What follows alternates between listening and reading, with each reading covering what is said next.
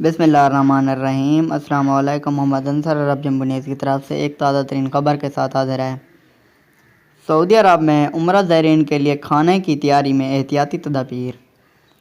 سعودی عرب میں بیرون ملک سے آنے والے عمرہ زائرین کے کھانے سخت حفاظتی انتظامات میں تیار کیے جا رہے ہیں۔ اجل ویب سائٹ کے مطابق بیرون ملک سے آنے والے زائرین کو آمد کے بعد 3 روز تک آئسولیشن میں رکھا جا رہا ہے۔ اس دوران خاص طور پر زائرین کے لیے کھانے کے انتظامات میں غیر معمولی احتیاط کی جا رہی ہے۔ وزارت حج و عمرہ نے عمرہ زائرین کے کھانوں کی تیاری کے حوالے سے کچن کا ویڈیو کلپ بھی جاری کیا ہے۔ وزارت حج و عمرہ نے بتایا کہ آئسولیشن کے دوران کھانوں کی تیاری اور اس سلسلے میں کورونا وائرس سے بچاؤ کے لیے سخت حفاظتی انتظامات کیے گئے ہیں۔ یاد رہے کہ بیرون مملکت سے عمرہ زائرین کے پہلے قافلے پاکستان اور انڈونیشیا سے جدہ پہنچے تھے۔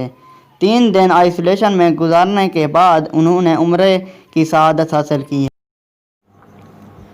ویڈیو دیکھنے کا بہت شکریہ، اور میری ویڈیو اچھی لگی ہو تو میرے چینل کو ضرور سبسکرائب کریں، لائک کریں، شیئر کریں اور ساتھ میں دیے گئے گھنٹی کے نشان پر کلک کر کے آل پر سلیکٹ کر دیں تاکہ میری ہر آنے والی نیو ویڈیو سے آپ باخبر رہ سکیں۔